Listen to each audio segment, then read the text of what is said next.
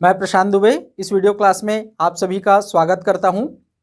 आज हम देखते हैं महिला पर्यवेक्षक भर्ती परीक्षा सीधी भर्ती 23 जनवरी 2022 को सुबह वाले शिफ्ट में जो आयोजित हुआ था, उसमें हिंदी, छत्तीसगढ़ी व इंग्लिश लैंग्वेज के जो प्रश्न थे उनके उत्तर व्याख्या सहित।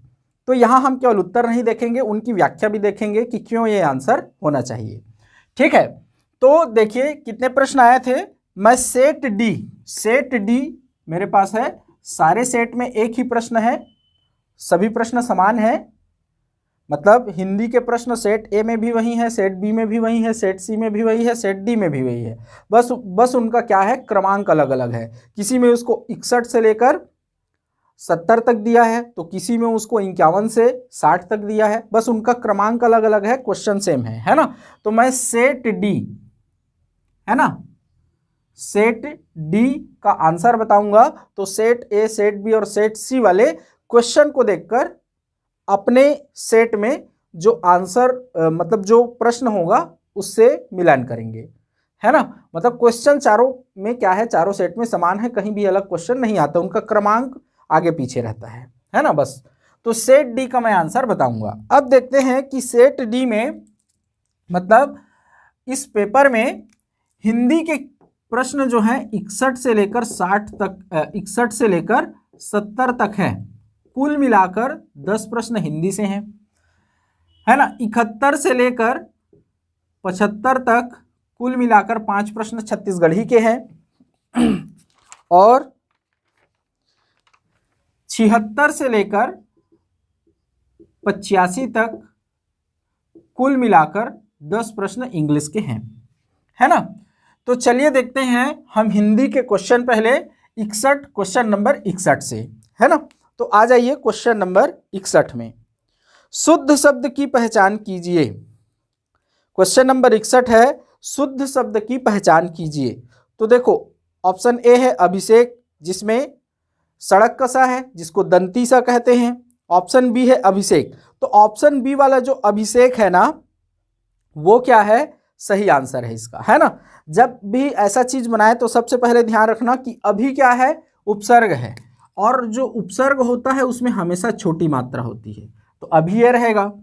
और सेक ऐसा होता है, लेकिन जब इन दोनों में संधि होती है तो व्यंजन संधि के एक नियम से क्या हो जाता है, अभिषेक हो जाता है। जैसे विधन सम बराबर क्या हो जाता है, विषम हो जाता है, वैसे ही अभिषेक अभिधन से बराबर अभिषेक हो जाता है। तो हमारा उत्तर ये है बी, है ना। तो 61 का आंसर क्या है, बी है, अभिषेक। 62 देखते हैं, शुद्ध वाक्य की पहचान कीजिए। तो ए है, ऑप्शन ए, उसने उसके गले में एक फूलों की माला डाली। उसने उसके गले में एक फूलों की माला डाली, है ना। तो ये ए गलत है। क्यों गलत है, उसके गले में एक फूलों की, एक का प्रयोग हम लोग किसके लिए कर रहे हैं, माला के लिए कर रहे हैं, ना कि फूल के लिए। एक फूल डाला कि एक माला डाली, एक माला डाली, तो जिसके लिए एक का प्रयोग हुआ है वह उसके तुरंत पहले होना चाहिए, लेकिन यहाँ एक का प्रयोग फूल के पहले कर दिया है, इसलिए ऑप्शन ए जो है वो गलत है। ऑप्शन बी, उसने उसके गले में फूलों की माला डाली। ऑप्शन सी, उसने उसके गले में माला डाली। ये दोनों गलत इसलिए होंगे, वस्तुतः ये गलत नहीं है, लेकिन यहाँ पर गलत इसलिए होंगे क्योंकि यहाँ शब्दों को ही हटा दिया गया है ना। ठीक है, शब्द को ही हटा दिया गया है, एक शब्द को ही हटा दिया गया है, इसलिए दोनों ऑप्शन भी नहीं होंगे। तो हमारा सही उत्तर होगा डी, उसने उसके गले में फूलों की एक माला डाली। तो यहाँ पर देखो, एक का प्रयोग माला के पहले हुआ है और हम करना भी यही चाहते थे, एक का प्रयोग माला के लिए। तो उत्तर जो डी है, ऑप्शन डी है, वही हमारा क्या है, उत्तर है। ठीक है, तो विशेषण, ये क्या है, संख्यावाचक विशेषण है। एक शब्द जो है, तो जो संख्यावाचक विशेषण है या कोई भी विशेषण है, वो संज्ञा के तुरंत पहले आता है, जिसके लिए उसका प्रयोग किया जाता है। ठीक है, इससे मिलते जुलते कई क्वेश्चन आ चुके हैं, किसमें, व्यापम में। ठीक, 63 में देखते हैं, इनमें से कौन सा शब्द देशज शब्द नहीं है। तो बताना है, फाटक, ऑप्शन ए है फाटक, ये देशज शब्द है। बी, चकचक, ये भी देशज शब्द है। जो डबल रिपीटेड है ना, ये प्रायः देशज होते हैं। चक चक, फट फट, घट घट, सर सर, ये सब क्या होते हैं, देशज शब्द होते हैं। सी खर्राटा, ये भी देशज शब्द है। डी है कनस्तर। क्वेश्चन नंबर 63 का ऑप्शन डी जो है वो क्या है, कनस्तर। यही देशज शब्द नहीं है, क्योंकि ये कौन सा शब्द है, पुर्तगाली शब्द है। पुर्तगाली शब्द से हिंदी में आया है। क्या होता है कनस्तर, तो देखना टीने का ऐसा सामान रखने के लिए जो ऊंचा डिब्बा बनाया जाता है, फेरी वाले लोग आते हैं बनाते हैं, तो उसको क्या कहते हैं, कनस्तर कहते हैं। ऐसा ये जो डिब्बा बनाते हैं टीन का, उसको क्या कहते हैं, कनस्तर कहते हैं। ठीक है। चौथा 64 64 अतिथि का पर्यायवाची शब्द क्या है। अतिथि का पर्यायवाची शब्द क्या है, तो ऑप्शन ए है अभिवादक, है ना, तो जो अभिवादन करता है वो अभिवादक होता है, तो ये नहीं है हमारा आंसर। ऑप्शन बी है अभ्यागत, यही हमारा आंसर है, अभ्यागत।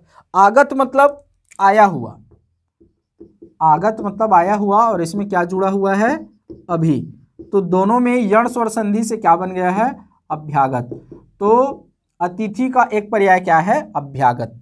आगत मतलब आया हुआ, आया है, अतिथि अभी उपसर्ग है ना। इसमें ऑप्शन सी जो है वो अभिभावक, पेरेंट्स को कहते हैं।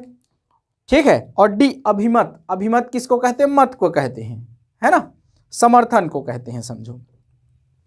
65 दुर्गेश में कौन सी संधि, अच्छा 64 का उत्तर क्या है, बी अभ्यागत। 65 दुर्गेश में कौन सी संधि है, तो ए दीर्घ स्वर संधि नहीं है, जहां समान स्वर मिलते हैं वहां दीर्घ स्वर संधि होता है। बी गुण स्वर संधि, तो यही हमारा आंसर है। दुर्गेश में कौन सी संधि है, गुण स्वर संधि है।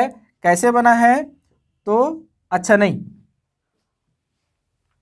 हाँ दुर्गेश में क्या है, गुण स्वर संधि। कैसे बना है, दुर्गा धन ईस से बना है, या दुर्ग धन ईस भी कर सकते हो, इसको जैसा भी कर लो, है ना, दोनों बन सकता है। प्रायः इस अर्थ में दुर्गेश का प्रयोग होता है। तो दुर्ग में जो आ है ये हलंत है, और इधर ईस में जो ई है, ये दोनों के मिलने से ए हो गया, और जहां ए होता है वहां क्या होता है, गुण स्वर संधि होता है। तो रमेश, सुरेंद्र, दिनेश, महेश, इन सब में क्या है, गुण स्वर संधि है, ए वाले में। तो दुर्गेश में भी कौन सी संधि है, गुण स्वर संधि है। ठीक है। छठवां देखते हैं, इनमें से तत्सम शब्द नहीं है, तो ऑप्शन ए कर्पूर, ये तत्सम शब्द है, इसका तद्भव कपूर होता है। ऑप्शन बी दुग्ध, तो दुग्ध ये भी तत्सम शब्द है, इसका तद्भव क्या होता है, दूध। ऑप्शन सी अंगूठी, यही हमारा उत्तर है, ये तत्सम शब्द नहीं है, ये क्या है, तद्भव शब्द है, इसका तत्सम क्या होता है, अंगुष्ठिका। ठीक है। ऑप्शन डी है अट्टालिका, तो अट्टालिका तत्सम शब्द है, इसका तद्भव क्या होता है, अटारी, अटरिया पे चढ़ के वाला, तो अटारी। 67 उ और दीर्घ उ का उच्चारण स्थान क्या है, तो उ और उ का उच्चारण स्थान क्या है, मूर्धा है। मुख के अलग अलग भाग हैं, तालु, दांत, जीभ, मूर्धा और कंठ। जैसे क का उच्चारण कहाँ से होता है, अच्छा सारे स्वरों का देख लेते हैं। अ और आ का उच्चारण कहाँ से होता है, कंठ से। ई और ई का उच्चारण स्थान कहाँ से होता है, तालु से। ये जीभ, दांत के पीछे वाला भाग क्या कहलाता है, ऊपर का हिस्सा, ऊपर वाला जो दांत है उसके पीछे का भाग क्या कहलाता है, तालु कहलाता है ना। तो तालु से होता है ई का उच्चारण स्थान। उ और उ का उच्चारण स्थान कहाँ से होता है, अच्छा उ का पूछा है ना, उ का उच्चारण स्थान सॉरी ओष्ठ है। उ और उ का उच्चारण स्थान क्या है, ओष्ठ है। ठीक है। तो ऑप्शन बी 67 का बी है, 67 का उत्तर क्या है, बी है, ओष्ठ। उ और उ का उच्चारण स्थान क्या है, ओष्ठ है। री का उच्चारण स्थान जो है, ऋषि का री, उसका उच्चारण स्थान क्या है, मूर्धा है। ए और ए का उच्चारण स्थान क्या है, कंठ और तालु है। ओ और औ का उच्चारण स्थान क्या है, कंठ और ओष्ठ है। ठीक है। तो ये है उच्चारण स्थान। तो 67 का उत्तर क्या होगा, बी ओष्ठ। उ और उ का उच्चारण स्थान क्या है, ओष्ठ होता है। ठीक है। अगला देखते हैं 68 नवरात्र में कौन सा समास है, तो नवरात्र में सामने जो 9 दिख रहा है वो संख्या को प्रदर्शित कर रहा है, तो इसलिए इसमें कौन सा समास होगा, द्विगु समास। ऑप्शन डी द्विगु समास इसका उत्तर होगा। ठीक है। 69 में आते हैं, वाक्य का आवश्यक तत्व नहीं है। इसमें बहुत सारे लोगों ने गलत किया होगा, है ना। 69 वाक्य का आवश्यक तत्व नहीं है। वस्तुतः यहाँ पर जो 4 ऑप्शन दिए हुए हैं, ऑप्शन ए सार्थकता, ऑप्शन बी योग्यता, ऑप्शन सी उद्देश्य और ऑप्शन डी पदक्रम, है ना, ये चारों वाक्य के आवश्यक तत्व नहीं है, आवश्यक तत्व हैं। ये चारों वाक्य के क्या हैं? आवश्यक तत्व नहीं है। लेकिन इन चारों में से हमको किसी एक को छांटना है जो वाक्य का आवश्यक तत्व नहीं है। तो इनमें से किसको छांटें? तो देखो, पदक्रम, पदक्रम किसे कहते हैं? तो सबसे पहले देख लेते हैं उद्देश्य, है ना। उद्देश्य, सबसे पहले हम क्या देखते हैं? उद्देश्य। तो उद्देश्य जो है वो वाक्य का आवश्यक तत्व है। उद्देश्य किसे कहते हैं? उद्देश्य बराबर कर्ता। वाक्य में जो कर्ता होता है, सब्जेक्ट होता है, उसे क्या कहते हैं? उद्देश्य कहते हैं। सब्जेक्ट का जो विस्तार होता है, मतलब सब्जेक्ट के बारे में, कर्ता के बारे में जो बताया जाता है, उसे भी उद्देश्य कहते हैं। मतलब कर्ता और कर्ता के बारे में जो बताया जाता है, दोनों उद्देश्य है। तो भाई उद्देश्य जरूरी है, बिना कर्ता के कोई वाक्य हो ही नहीं सकता। कोई काम करने वाला नहीं है तो वाक्य कैसे होगा? तो उद्देश्य बहुत ही आवश्यक तत्व है, तो ये रहेगा ही। फिर देख लेते हैं उद्देश्य के बाद पदक्रम। पदक्रम मतलब वाक्य के विभिन्न जो पद हैं, जैसे राम आम खाता है, तो ये 3 पद हैं, राम आम खाता, खाता है ना। तो ये 3 पद, इनमें क्रम का होना, पदों का क्रम में होना आवश्यक है।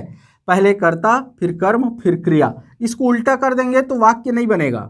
आम राम खाता है, ऐसा कर देंगे ना, तो ये वाक्य नहीं कहलाएगा। तो पद क्रम भी क्या है? वाक्य का आवश्यक तत्व है। फिर देखते हैं योग्यता। योग्यता किसे कहते हैं? तो वाक्य में वह सामर्थ्य होना चाहिए कि वो सही अर्थ प्रकट करे।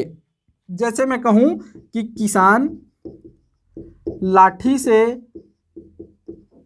खेत जोतता है, तो देखने में तो यह लग रहा है कि वाक्य है, लेकिन ये वाक्य नहीं है। क्यों? क्योंकि इसमें उस भाव को, है ना, भाव को, भावबोध नहीं है, मतलब उस भाव को व्यक्त करने की क्षमता नहीं है।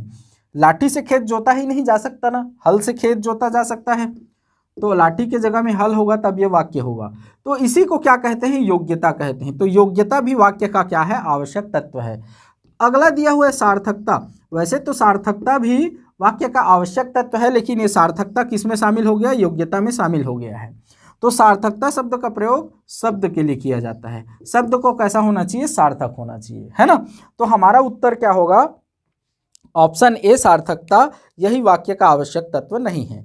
तो 69 का उत्तर ए होगा, सार्थकता। ठीक है। 70 नंबर देखते हैं, शुद्ध शब्द की पहचान कीजिए। तो ऑप्शन सी आशीर्वाद, अब इसमें बताने का कुछ है नहीं, है ना, आशीर्वाद इसका उत्तर है।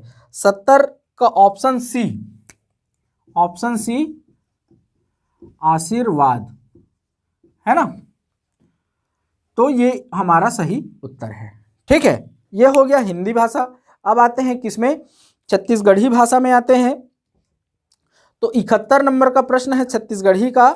छत्तीसगढ़ी शब्द खास का हिंदी अनुवाद है। तो सीधा से आप जानते हो खास मतलब क्या होता है? विशिष्ट। वह खास व्यक्ति है, विशिष्ट व्यक्ति है। तो 71 का उत्तर क्या है? सी है, विशिष्ट। इसमें बताने का कुछ है नहीं। 72 छत्तीसगढ़ी भाषा की लोक गाथा फूलबासन में किसकी कथा है? तो इसका उत्तर है डी, सीता और लक्ष्मण की कथा। इसमें क्या है? सीता जो है सपने में एक फूलबासन नाम का फूल देखती है और लक्ष्मण को उस फूल को लाने के लिए कहती है। सीता माता जो है सपने में एक फूल देखती है जिसका नाम है फूलबासन, है ना, और लक्ष्मण को उसे लाने के लिए जिद करती है। तो इसमें सीता और लक्ष्मण की कथा है, लोक गाथा फूलबासन में, है ना। 73 का क्वेश्चन देखते हैं, छत्तीसगढ़ी का प्रारंभिक लिखित रूप कब से माना जाता है? तो इसका उत्तर है डी, सन 1703 ईस्वी। सन 1703 ईस्वी में दंतेवाड़ा के दंतेश्वरी मंदिर में एक मैथिली ब्राह्मण थे, भगवान मिश्र। मैथिली ब्राह्मण थे कौन? भगवान मिश्र। इसको मिटाता हूं मैं।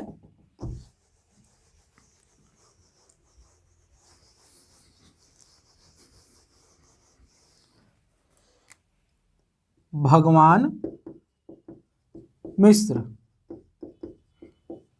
है ना। इन्होंने क्या किया था, छत्तीसगढ़ी में एक लेख लिखा था, कहाँ, दंतेवाड़ा के दंतेश्वरी मंदिर में, कब, 1703 ईस्वी में, है ना। तो इसे ही छत्तीसगढ़ी का प्रारंभिक लिखित रूप मानते हैं। तो इसका उत्तर क्या होगा, 1703 ईस्वी। 73 का 74 देखते हैं, पश्चिमी छत्तीसगढ़ी किससे प्रभावित है। तो पश्चिमी छत्तीसगढ़ी किससे प्रभावित है, 74 का उत्तर होगा बी, बुंदेली और मराठी। तो देख लेते हैं कहाँ कैसी भाषा है ना। तो ध्यान रखना है इसको, बुंदेली और मराठी से प्रभावित है। तो मान लेते हैं ऐसा क्या है, ये मान लो ऐसा छत्तीसगढ़ है ना। तो इधर उत्तर में क्या है, उत्तर में कौन कौन सी भाषा है, मैं लिख देता हूं। उत्तर में है भोजपुरी, मगही और बघेली, ठीक है, उत्तर में है, ठीक है। फिर इधर पश्चिमोत्तर में है, नहीं, पश्चिम और पूर्व में है, पूर्व में, हाँ पूर्व ये होगा ना, ठीक। तो इस तरफ है झारखंडी, कौन सी है, झारखंडी है, किसमें, पूर्व उत्तर में। पश्चिम में, पूरे पश्चिम में देखें तो क्या है, उड़िया है। दक्षिण में देखें तो तेलुगु है, और पश्चिम में देखें तो क्या है, मराठी है। और इधर पश्चिमोत्तर में देखें तो इधर क्या है, बुंदेली और मराठी दोनों हैं, बुंदेली है समझो, है ना। तो इस तरह से ये है।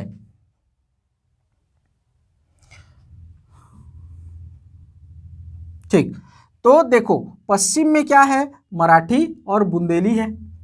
तो यहीं से इधर पश्चिम वाला जो छत्तीसगढ़ी है वो प्रभावित है मराठी और बुंदेली से, ठीक है, क्योंकि इधर एमपी लग जाता है। तो इसका उत्तर क्या होगा, 74 का उत्तर बी, बुंदेली और मराठी, ठीक है। 75 देखते हैं, हिंदी शब्द संयोजक का छत्तीसगढ़ी में अनुवाद होगा। तो ए है झोकैया, झोकैया मतलब कैच करने वाला होता है, कैच करने वाला, है ना, कोई जैसे गेंद कैच कर रहा है उसको झोकैया बोलते हैं छत्तीसगढ़ी में। बी है जोरैया, जोरैया मतलब संयोजक होता है। तो 75 का उत्तर क्या होगा, बी, जोरैया। सी जो है पठोइया, पठोइया का अर्थ क्या होता है, पहुंचाने वाला। जैसे संदेश को कोई पहुंचाने वाला है तो उसको संदेश वाहक को संदेश पठोइया बोलते हैं। पठो देवे मतलब बता देना, संदेश पहुंचा देना, ठीक है। डी है सिरजनैया, सिरजनैया मतलब सृजन करना, सृजन करना, बनाने वाला, ठीक है। तो ये हिंदी और छत्तीसगढ़ी के उत्तर हो गए व्याख्यात्मक तरीके से। फिर अगले वीडियो में हम किसको देखेंगे, इंग्लिश को देखेंगे व्याख्यात्मक तरीके से, इंग्लिश के सारे आंसर। तो चलिए ठीक है, धन्यवाद। और अंत में मैं आपको बताना चाहता हूं कि हमारे संस्थान की 2 पुस्तकें प्रकाशित हो चुकी हैं। पहली वाली जो पुस्तक है वो दर्शन शास्त्र की पुस्तक है, जो कि भारतीय दर्शन, जिसमें भारतीय दर्शन के सारे टॉपिक कवर हैं, अभी इसमें पाश्चात्य दर्शन नहीं है। तो भारतीय दर्शन में जितने भी टॉपिक लिखे गए हैं सीजीपीएससी मेंस के सिलेबस में, जैसे मान लो गीता का दर्शन है तो उसमें 3 टॉपिक हैं, स्वधर्म, कर्मयोग और स्थित प्रज्ञ, तो सारे कवर हैं। तो सारे प्रकार के दर्शनों के सभी टॉपिक कवर हैं। और जैसे कोई टॉपिक है तो पहले उस टॉपिक में, उस टॉपिक की अवधारणा को, कॉन्सेप्ट को समझने के लिए पहले एक व्याख्यात्मक सामग्री दी गई है, जिससे आपका कॉन्सेप्ट एकदम क्लियर हो जाएगा, जो कि सरल भाषा में है, कहीं से कॉपी पेस्ट नहीं है, अपने शब्दों में लिखा गया है। और टॉपिक की अवधारणा को क्लियर करने के बाद उस टॉपिक से रिलेटेड जितने भी 2 नंबर के प्रश्न बनते हैं, 4 नंबर के प्रश्न बनते हैं, 8 नंबर के प्रश्न बनते हैं या 15 नंबर के प्रश्न बनते हैं, सारे प्रश्नों को दिया गया है और सबके उत्तर लिखे गए हैं। ये उत्तर उतने ही लाइन में लिखे गए हैं जितने लाइन में आपको मेन एग्जाम में लिखना है। जैसे 2 नंबर के क्वेश्चन के लिए 4 लाइन होता है तो 4 लाइन में ही उसका आंसर सटीक तरीके से दिया गया है। 4 नंबर के क्वेश्चन के लिए 6 लाइन या 7 लाइन होता है तो 6 या 7 लाइन में उसका आंसर सटीक तरीके से लिखा गया है। तो आप कहीं भी असंतुष्ट नहीं होंगे, एक बार इसको जरूर पढ़कर देखिए, आप कहीं भी असंतुष्ट नहीं होंगे। कोई भी ऐसा टॉपिक नहीं है जिसमें आपका कॉन्सेप्ट क्लियर नहीं होगा। तो पूरा का पूरा भारतीय दर्शन इसमें कवर है। बस इस बुक को आपको नोट्स बनाने की ज़रूरत नहीं है, आप केवल बुक खरीदें और सीधा सीधा क्वेश्चन को मतलब अवधारणा को समझिए टॉपिक की, और सीधा सीधा क्वेश्चन आंसर रट लीजिए। अभी 2018, 19 और 20 में जितने भी प्रश्न आए हैं, कोई भी प्रश्न इस पुस्तक से बाहर नहीं है। एक बार आप खरीदिए मत जरूर, लेकिन मार्केट में जाकर पुस्तक देखिए, उसका कंटेंट देखिए, आपको समझ में आएगा। ये जो दूसरी पुस्तक है, ये हिंदी भाषा की पुस्तक है, जो कि सीजीपीएससी मेंस के लिए है। ये सीजीपीएससी केवल और केवल सीजीपीएससी मेंस के लिए बनाई गई है, जिसमें सीजीपीएससी मेंस के हिंदी भाषा के सारे टॉपिक कवर हैं। इस पुस्तक की खासियत ये है कि इसमें पर्यायवाची शब्द, विलोम शब्द, अनेक शब्दों के लिए एक शब्द, शब्द शुद्धि, वाक्य शुद्धि जैसे चीज़ों को भी इतने व्यवस्थित तरीके से दिया गया है कि आपको याद नहीं करना पड़ेगा। जैसे हम वासुदेव नंदन प्रसाद या हरदेव बहारी आदि की पुस्तकों से पढ़ते हैं, तो उसमें ये सारी चीज़ें अव्यवस्थित रहती हैं। इसमें सारी चीज़ों को इतने व्यवस्थित तरीके से दिया गया है कि आप बहुत आसानी से इसको क्या कर सकते हैं, याद कर सकते हैं। इसमें पत्र लेखन का टॉपिक भी है, जिसमें जैसे पत्र किसी, जैसे अर्धशासकीय पत्र क्या है या शासकीय पत्र क्या है, ये पूछा जाता है, तो उसका उतने ही लाइन में सटीक आंसर भी दिया गया है। साथ ही विशेषताएं पूछी जाती है, तो हर प्रकार के पत्र की 3 या 4 विशेषताएं भी दी गई हैं, और प्रत्येक प्रकार के पत्र का नमूना भी दिया गया है, और उतने ही लाइन में नमूना दिया गया है जितना लाइन आपको मेन एग्जाम में मिलता है। यह नहीं कि 25 से 30 लाइन में आपको नमूना दिया गया है। तो एकदम व्यवस्थित तरीके से ये बुक भी बनाई गई है, जो कि केवल और केवल मेंस ओरिएंटेड है। तो आप इस बुक को भी एक बार बुक डिपो में जाकर जरूर देखें, आपको निश्चित रूप से पसंद आएगा। तो चलिए आगे हम और भाषा की पुस्तक को लाने वाले हैं, जो कि व्यापम के लिए या वस्तुनिष्ठ जो भी परीक्षा होती है उससे संबंधित भी होगा। छत्तीसगढ़ी भाषा, अंग्रेजी भाषा की पुस्तक भी हम धीरे धीरे लाएंगे। साथ ही दर्शन शास्त्र का सेकेंड पार्ट भी जल्द ही आने वाला है। तो चलिए ठीक है।